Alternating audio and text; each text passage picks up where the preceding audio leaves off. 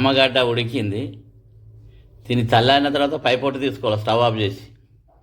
దీని పైపొట్టు తీసుకోవాలి. ఇట్లా పైపొట్టు తీసి చిన్న చిన్న ముక్కలు కోసుకోవాలి.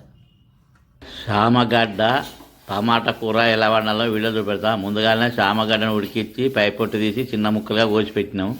దానికి కావాల్సినవి అన్నీ రెడీ ఉంచుకున్నాం. స్టవ్ అంటూ పెట్టినాం. స్టవ్ పైన మట్టి కంటలు పెట్టుకున్నాం.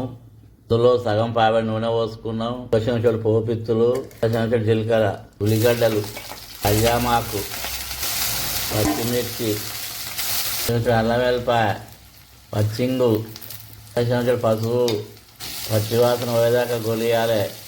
టమాటా, వేరుశనగ, కారపొడి, అర్ధ కిలో చామగడ్డ, పావు కిలో టమాటా, తగినంత ఉప్పు కలుపుకొని చిన్న మంట మీద మూత పెట్టి 15 నిమిషాలు ఉడికియాలి.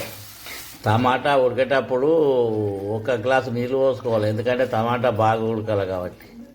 ఇప్పుడు ఈ టమాటాలా ఉడికింది. అందులో ఈ చామగడ్డ వేసుకోవాలి. ఉడకబెట్టుకున్న చామగడ్డను ఇందులో వేసుకొని ఒక 5 నిమిషాలు ఉడికించుకోవాలి. కొంచెం నువ్వు పొడి వేసుకోవాలి.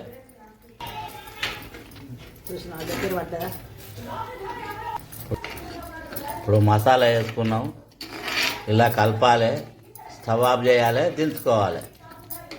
చామగడ్డ టమాటా కూర రెడీ అయింది. గుమ్మగుమ్మలాడుతుంది. వేడి వేడి అన్నంతో కానీ చపాతీతోటి కానీ తింటే చాలా రుచిగా ఉంటుంది. ఇది మళ్ళీ కావాలనిపిస్తుంది.